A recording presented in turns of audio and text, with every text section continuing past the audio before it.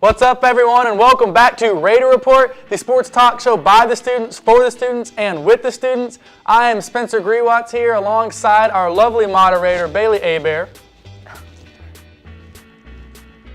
And filling in on today's show for GP OSA is Parker Stewart, so thank you for joining us today. We have a hot crowd and a great show here for you tonight, and this is Raider Report. Thank you for tuning in.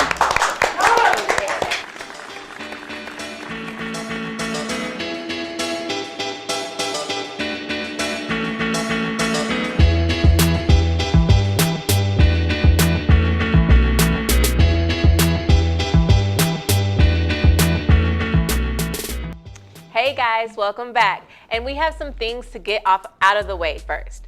First off, no, this is not GP. This is Parker Stewart. Say hi, okay? Don't worry guys, he's cool, okay? He's all right. He's cool, he's cool. Anyways, let's do a little recap. Last week, Spencer and GP, they predicted on the Blackhawks versus the Stars, the Thunders versus the Spurs, and the Cavaliers versus the Clippers. Spencer, both you and GP, you made some mistakes, but you finished 2-1. Good job in your predictions. I'll take it. It's, Good job. It's above 500. That's all I care about. Winning records. All I do is win. That's all you do? No matter what. You got to do a little better because you were 2-1. Still a little lost, but it's okay. Well, Parker, GP's not here to take up for himself. Do you want to defend him, or do you have your own? No, not at all. I don't care about GP. No? Okay. That's the kind of attitude I like on this show. That's what I'm talking Of about. course. I don't know what I'm going to talk about. I think you've been hanging with Spencer a little too much behind the scenes. Besties. Yeah, he's a bad influence. Besties for the resties. Absolutely. Wow. Well, I hope you can man up and go against Spencer a little later in the big debate and everything, you know? We'll see. We'll see? We'll see. That's what the kids are saying these days, right? Are they? Clarify that, You right? would know. Children, child. All right. Anyway, so let's move on. Next up, Spencer and Parker are going to count down their top 5 favorite moments in last week's round 1 and 2 of the NCAA tournament. At number 5 for our top 5, we have Iowa, when Adam Woodbury. Okay. That's how you say it. Yeah. Adam Woodbury. Yeah. Adam Woodbury of Iowa, his tip in at the buzzer, like against Temple. Yes. Against It Temple. was against Temple. Watched that game. I actually had Temple winning in that game. You predicted that. But props to Adam for being in the right place at the right time. Right. At number 4, we have Middle Tennessee, who defeats number 2 Michigan State in what was the biggest upset, not only in the first round, but possibly all time in the NCAA tournament. A lot of people had Michigan State as a 1 seed, so Middle Tennessee, props to you. Because of that game, though, I feel like people don't care that they won. Everybody's bracket was busted faster than Johnny Manziel's football career on that one. It just took me right out. I was gone. It was gone. All right, why you got to bring Johnny into this, man? Everyone got to bring Johnny in this all the time, you know? All right. So number 3. Next up, we got Wisconsin and a buzzer beater by Bronson Coing. And I got to tell you, I don't really care about Wisconsin here. I'm just disappointed that Xavier lost, and we're not going to be seeing any more of Bill Murray. I agree. Because his son was an assistant coach on Xavier, and he's done That was a sweet fadeaway from the corner, though, man. I mean, you can't defend it any Shout better. out to you, Bronson. That was a sweet shot. All right, well, at number 2, we have Paul Jesperson from Northern Iowa, his half-court buzzer beater against Texas. Half-court. Spencer, could you have done it? No. Oh, I could have done it. I could have done it. But mad props. I asked the wrong person. Horns down, baby. No, I couldn't have done it, but it doesn't matter. Texas consistently is always just such a waste of talent. It's like a nun with big tits. It's just awful. Oh my goodness. I loved this game because Texas lost, and I hate everything to do with Texas. I love this game more than Donald Trump loves a comb over. You're talking about the university, not the state, though, correct? Just, I mean, we're in Texas, but just the university itself. Just, Okay, I don't want I just anything wanted to do with clarify it. for our viewers out there, for our ratings. But I will say, I wanted the A&M Texas matchup, but it didn't happen. That's because Texas is overrated. Yeah, maybe. They found a way to snatch Maybe. defeat from the jaws of victory once again. Anyways, topping off our top 5 plays from round 1 of the tournament was A&M's 12-point last-minute comeback, and really it was last 46 seconds, I believe, is when A&M was down by 12. The most insane comeback. I actually turned off the game with about a minute and a half left when Northern Iowa was up by 10. I was like, oh, they're gonna win this game. It's over. Turned it off. Went, was playing Call of Duty or some game on the Xbox. You should know better. The NCAA tournament. Yeah, but always they had a crazy. 0.01% chance You of winning the should game know at that point. better. As much as I love Texas losing, I hate even more the fact that A&M won. you couldn't have picked a worse school in the country to have this. The team that lost to them was Northern Iowa. Northern Iowa, you lost to a bunch of cultists. That's all. I mean, I hated this game more than Hillary Clinton uses a private email server. I hated this game more than Spencer wants to shave his head. my It was goodness. awful. There's nothing worse than the Aggies winning in that type of fashion. It's horrible. Cultist is too far. Their fan Is base, it though? Their fan base is very strong. I've been to College Station. Everyone's Their really fan base is friendly, very if you know strong. what I Their mean. fan base is very strong. Well, let's be nice to our occupants in Texas, our fellow occupants Our of fellow Texas. occupants. You're gonna say Okay. neighbors, Our and horse's I'm gonna say butt no. is pointed towards College Station. That is true. Will Rogers. That is true. You know what? Good point. Hey, I love your strong passion. Let's keep it up for that. Colt big is debate, too okay? far. Their fan base is very strong, but Hey, they're passionate. the debate Can't hate a passionate is fan next base. time. Moron okay? and white. Just All wait right, for it. all Wait for Moron it. and white. Anyways, we got March Madness out the way for now, but we need to talk about our very own Texas Tech Red Raiders. We had an unfortunate loss to Butler in the first round, but we still made the tournament. Was that luck or progress? You know, we are losing this year. We're losing Todrick Gocher. We're losing Devontae Williams. Like, those are two big-time guys. So let's discuss how Tech's future is going to be in this week's Tech Corner. Thank you, Bailey. And you are correct. Texas Tech is losing two very important seniors in Todrick Gocher and Devontae Williams. Yep. But I don't necessarily think that we should go on to say that it was luck that Tech made the NCAA tournament this season. They were predicted to finish last in the Big 12, ended up finishing 7th in the toughest conference in basketball in the country, and then put up a very good showing against a very veteran Butler team. And in fact, I think that Texas Tech showed how good they're going to be in the future because of their core of sophomores and how far that will take them next year. Next year, they're going to make some bigger waves in the Big 12 race for the title contention. I mean, I completely agree. This is what happens when you have a championship caliber coach like Tubby Smith. He's won a national championship. This is the first time we've been to the tournament in 9 years. I think the only way we need to go is forward. I think we just need to stay the course. His recruiting is outstanding. Absolutely. We're losing 2 players, but I'm very confident we can reload and make the tournament. Yeah, I mean, you have players like Zach Smith and Justin Gray, who, especially Justin Gray, and I like Zach Smith. He's one of the most athletic players you will see on a basketball court. Yep. But Justin Gray, you watch his play, it correlates directly with how well Tech does. When Justin Gray has his better games, Tech usually plays better. When Justin Gray has his worst games, that was the games that Tech usually didn't play as well in. Which I think Justin Gray has the talent to really lead this team going forward, especially at that small forward spot. That's a very tricky spot to play, but I think he is both athletic and talented enough to lead this Texas Tech Red Raiders team next season in the Big 12. I think the only concern that I would have isn't necessarily about Tech itself, but about the other teams in the Big 12 and how a couple of them may continue to get better. You have Iowa State, who's going to be good. West Virginia's going to be good again. OU, while they may lose their star player, always finds a way to reload. Texas is moving up. So I don't think necessarily there's anything negative with Tech. I think the rest of the field will just continue to move up. So it may be, even though we may be better next year, it may be harder for that reason. Yeah, I completely agree. That's great insight. Thank you, Parker. So when we come back, we're going to be having our big debate. We'll talk about seeds, the Spurs, and more excessive celebrating. So stay with us, and we'll be back after this.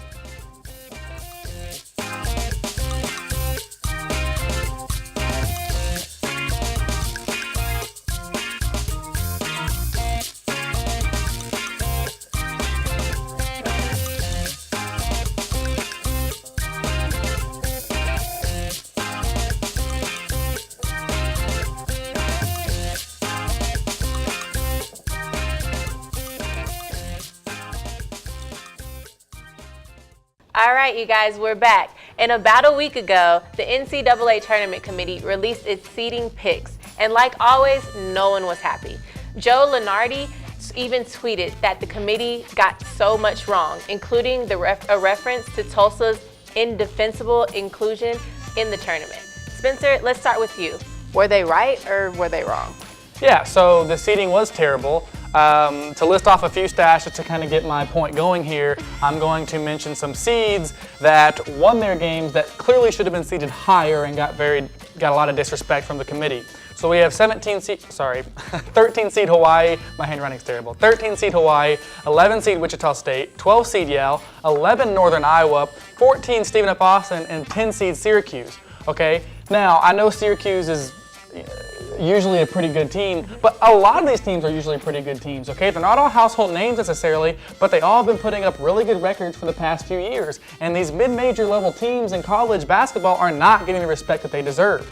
And I think it's time that the committee really does something about this and changes their philosophy on the way that they seed the bracket, because as fun as it is to watch these upsets, in the first round, it's not exactly great television when you're in the Final Four with a 10 versus a 13 seed. That's just not necessarily, in my opinion, as much fun as watching, two giant elite matchups versus like a 1 and a 2 or a 3 and a 2 seed.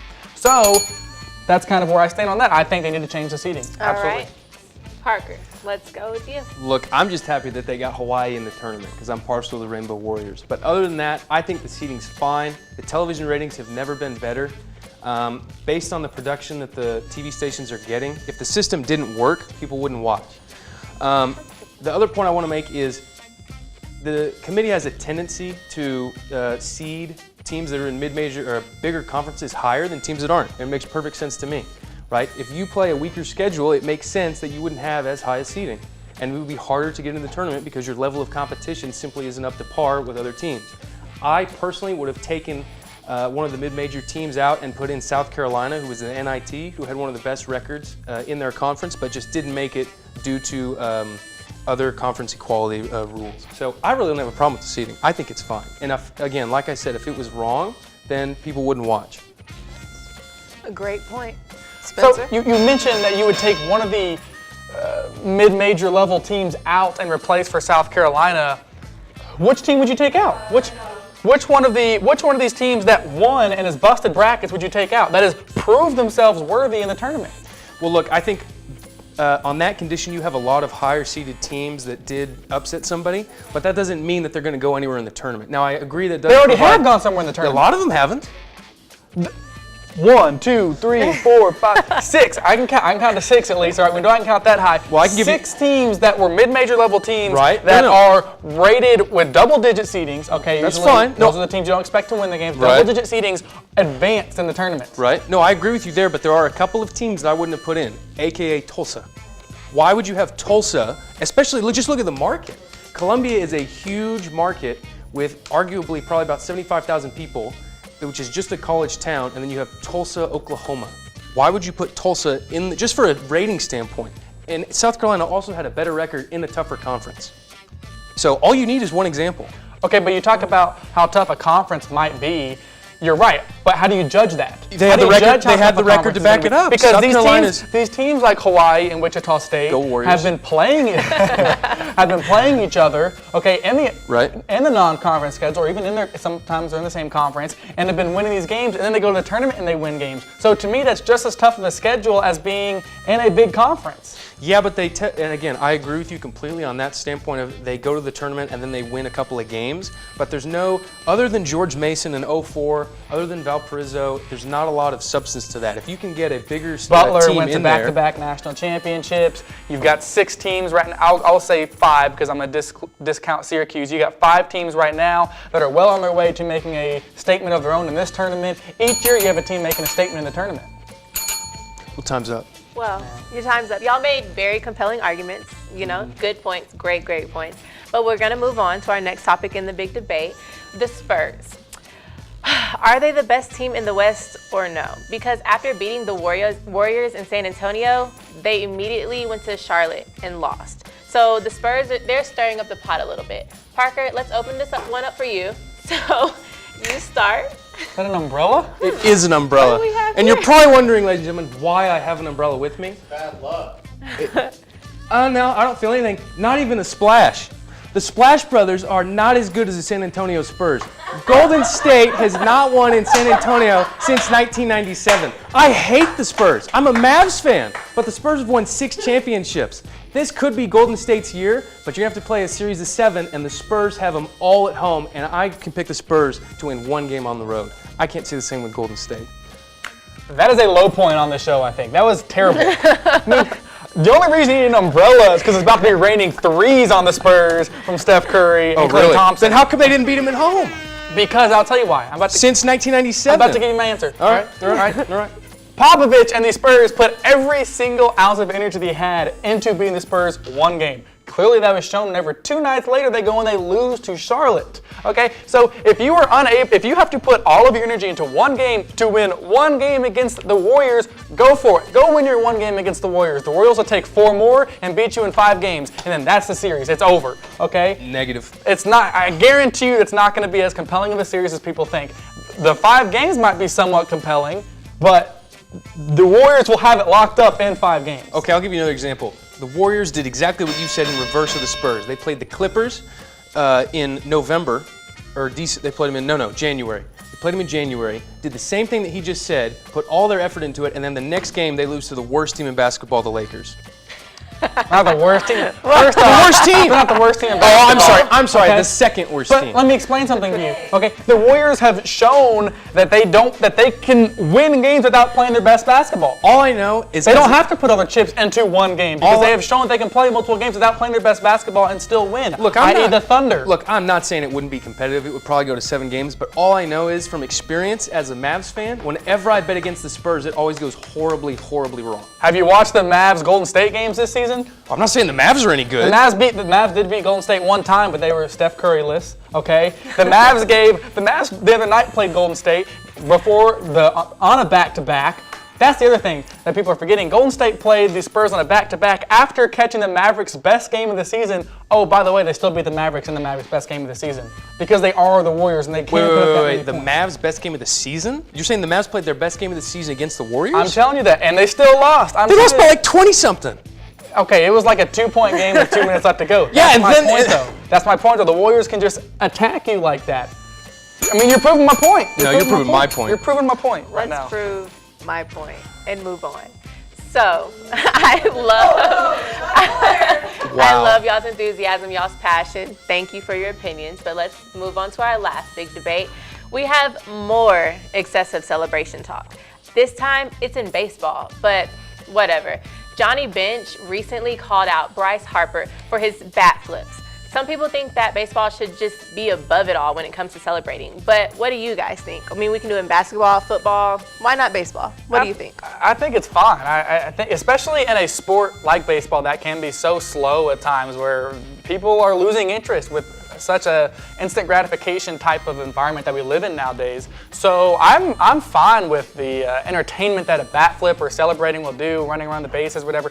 And I say that even as a diehard Texas Rangers fan who watched Jose Bautista bat flip the life out of me when he hit a home run, a grand slam, I believe it was, to really seal up the series in Game 5 last season for the Texas Rangers, and possibly the greatest bat flip of all time, and against my Rangers, and I loved it still. It was great entertainment, even though I hated it for my Texas Rangers, but it was great entertainment. I love watching it. I love it when Bryce Harper does a bat flip after hitting a home run 430 feet. Like, that is entertainment to me. What's wrong with that? Baseball, get out of the 20s. It's in the 20s anymore. Like, come on, we have fun with when we play sports now. Yeah, all right. Well, as an Arizona Diamondbacks fan, I never have anything to celebrate anyway. goodness. So I've tried to take an ulterior position on this. I simply can't. I'm going to have to agree with Spencer on this. Baseball is stuck in tradition. There's so many unwritten rules that it bogs the game down and it makes it take even longer. The season's too long. If it was up to me, I'd cut a portion of the season probably by a quarter anyway. And when you add all of this stuff like, oh, you can't do this, you can't do that, but it's not in the rule book and it's offensive, it just, who cares? What does a bat flip mean? I really don't care. I don't even watch the regular season. I just watch the playoffs anyway, which my team's never in it, but that's beside the point. Yeah. Well, I am surprised that you watch the playoffs with being an Arizona fan, but no, I mean, I'm glad you took my point on that a little bit seriously.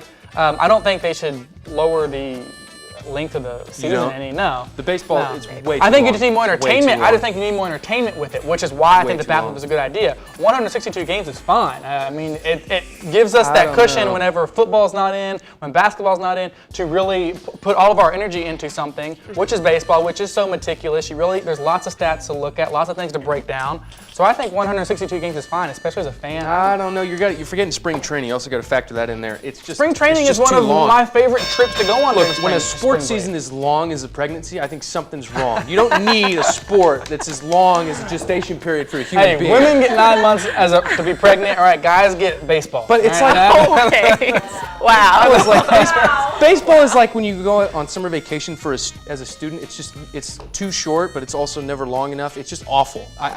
There's only 3 months out of the year where baseball doesn't exist, and it needs to be shortened like basketball and football. Football needs to be extended, but that's a different topic. You can't do that for the sake of players, though. About the players, about entertainment value. Well, we are talking about entertainment value. So. we are. Baseball just slugs along at too slow a pace. Slugs along. I see what you did there. Slugging percentage. Nice. Anyways, well, I guess we all agree that celebration in baseball should be accepted, for the sluggish games and everything like that. But anyways, when we come back, Spencer has his MVP of the week, and we get a little throwback Thursday. So we have a rapid fire Sweet 16 predictions. Well, we'll come back later.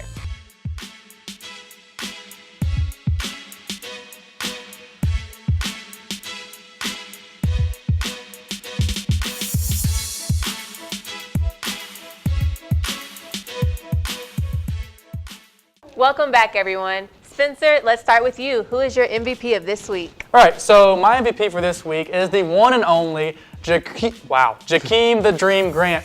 And and he deserves a clap for this stat, a 4.140. That was at his pro day here at Texas Tech. What are those? Now, there's been some speculation about if that was accurate or not, but I'll tell you there were multiple timers that had him at a 4.1, including the Saints scout, New Orleans Saints scout. So with that, Jakeem Grant, you are my MVP of the week. You're starting to get some recognition out there in the NFL. You're going to get your shot. I believe you. I believe it too. Prayers go up for him, okay? Well, thank you, Spencer, so much for that MVP of the week. Now, let's cover some of our sports history. Parker, take it away. Thanks, Bailey. This week's Throwback Thursday is a good one. For example, did you know that in 1993, the New York Knicks and the Phoenix Suns had a major brawl to determine who would be the worst team in 20 years? Yeah, and in 1916, women were finally allowed to attend a boxing match. That's almost as good as the right to vote. In 1994, Wayne Gretzky set the NHL record of 802 goals scored, and that's a big one for me because of all the hockey players in history, he's the only one that I know of.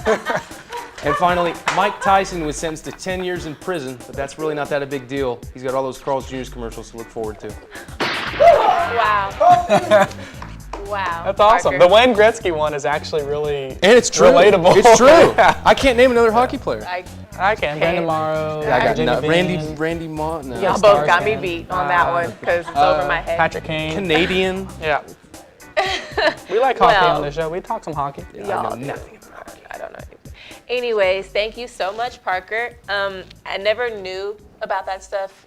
Don't know if I cared, but thank you. Thank you so much. I care, Parker. I care. Throw it up. Texas Tech record, I don't know. Anyways, before we leave you all today, we are going to do a special round of predictions. We're going to do a rapid round because we're going to predict the Sweet 16 games of the NCAA tournament. Here's how it'll work.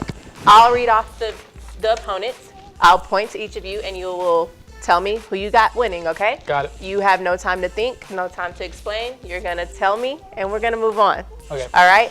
In the do this. end, I know people like you, Spencer, you love to talk. So in the end, if you really have something to say, you got it. Go ahead, talk explain about yourself. important matters. Anyway, so are y'all ready? Oh, yeah. Got your picks ready? Ready to roll. All right, first up, we have number 3 Miami versus number 2. Wait, am I going first or is he going Oh my goodness. first? Am I going first or he's I'm going going to point at you. So Oh, if I okay, don't point okay. at you, don't You gotta talk. Got it. Got Spencer. it. Got it. Trust Sorry. me. Trust Sorry. me. Got Okay, it. you ready? Got it. Anarchy. All right. Okay. So number 3, Miami versus number 2, Villanova. Parker. Villanova. Villanova. Okay. We have 3 seed A&M versus 2 seed OU. OU. OU. We have number 5 Maryland versus number 1 Kansas. Kansas. Maryland. We have 4 seed Duke versus 1 seed Oregon. Oregon. Duke. Okay. We have number 4 Iowa State versus number 1 Virginia. Virginia. Virginia. All right. We have number 7 Wisconsin versus 6 seed Notre Dame. Wisconsin. Notre Dame. All right. We have a number 11 Gonzaga versus number 10 Syracuse. The Zags. The Zags. And then finally we have 5 seed Indiana versus 1 seed UNC. Same time. UNC. Indiana. All right. All right. I have UNC. Y'all have So when do we get to UNC talk correct. about this? We need to talk about this You now? can I talk talk? about it Okay, now, okay. Spencer. So I'm going to Go start ahead. with my Villanova over Miami pick. Pick Villanova. I think they are the most complete team probably in regards to how their talent is spread across the board. I think Villanova is a very strong pick to win the national championship, which we will be talking about. We're making our picks, right, out of who's left to win the national Absolutely, championship. yeah. Well, Okay, I'll talk for about sure. I won't say who I think is going to win it now, but I'm telling you Villanova might be in the conversation. it. Okay. I mean, I got to agree with that. Villanova, a team that constantly gets a good regular season record and underachieves in the playoffs, just like Peyton Manning. But this year could be their year, just like Peyton Manning's was for him. I'm picking Villanova. Hey, Wow. Okay, let's talk about the Duke and Oregon game. Okay, so I picked Duke to upset number 1 Oregon. I thought Oregon probably should have been a 2 seed anyways. I'm picking Duke because Grayson Allen, I think, is going to go off. I think he might trip a few people on the way. But you know what? As long as he gets his 35 points, it doesn't matter. So. Well, look, I picked Oregon. I don't like betting against Mike Krzyzewski, but I think Duke has an say it underwhelming again? team this year, huh? Can you say it again? Krzyzewski? Gotta say it fast. Yeah, Krzyzewski? Krzyzewski. No It's one's gonna Polish, just like your last name. My last name Uh-oh. is Polish. No, we Duke got a has connection. Well, we do. Duke is an underachieving team this year. I think Oregon's going to rout them. I don't think it's going They're to be close. defending champions. What? Yeah, They lost everybody in the NBA draft, though. True, they lost a lot of people. Well, do y'all have any more? Yeah, I do. I One have more? 2 more, actually. Oh, Lord. So, I almost went with Syracuse. I have followed Syracuse pretty closely in basketball Okay. for the past few years. I really like Syracuse and Jim Boeheim, the way he coaches. I love that 2-3 zone he runs. But the reason I went with Gonzaga is because Gonzaga has been very disrespected this tournament. They have blown out almost every team they have played, and they're an 11 seed. I unfortunately don't see Jim Boeheim going out on top of this one. I see Gonzaga getting the win. Gonzaga finally getting over the hump. The last 8 tries, they've been to the tournament the last 18 years, but the last 8 tries, they haven't been able to get out of the Sweet 16. This is the year they get to the Elite 8, and I'm picking them to go farther. Sweet. All right. What's your last one, Spencer? Come on. Actually, we can talk about the last one when we make our championship All picks. right. Yeah. So right before we leave, you guys, we're going to say right now, who do you pick to be number 1 in the end of the tournament? Who do you got, Spencer? Because you're excited. Man, I really like OU. I like OU, but because I think Buddy Hield can carry the team. I think he can carry the team. But I'm not going with OU as my championship pick. I'm going with the University of North Carolina, UNC. I think I would love to see Marcus Page, one of the class acts in all of in college basketball. I'd love to see him go out on top. Bryce Johnson playing out of his mind right now. Man, I think UNC might get over the hump. Villanova, like I was mentioning earlier, was in the conversation for me, but ultimately I don't know who that one player on the team is going to be to carry them, whereas I know UNC has a player to do it, and if OU does happen to do it, I know they have the player to do it. I think Villanova just spreads their talent out a little bit too much, so I'm going with UNC. Okay, UNC, you heard it now. Parker? My number 1 pick is Texas Tech for next year. This year, That's a cop-out. Well played, it is well a cop played. out. This year, it's going to be Villanova, and I agree with Spencer. I don't know a single player on their team, but this is their year. I know the players, I just don't know who's going to be the one to carry them. Yeah, Villanova. Okay. No, they're finally, like I said, they underachieve. They have really good records, but they underachieve in the tournament. This year, they're going to the Elite 8, and they're playing Miami, who's, I think, a good draw for them. I think if they win in 2 more games, I think we're looking at a national championship. Miami's going to be a tough matchup. It's going to be a great game. Wildcats, It's gonna Villanova. Well, thank you guys for y'all's opinions and everything like that. All right, that'll do it for today's show. We want to thank you for tuning in. This has been a great show. Thank you, Parker, for coming in for GP today. Glad to be here. Thank you, Bailey, for ringing the bell at will. Thank you to our crowd. It's been a great show. Tune in, not next week, but the week after. We're taking a week off for Easter. Have a happy Easter. I'm Spencer Grzywacz. I'm the Grizz. That's how it is. This has been Raider Report.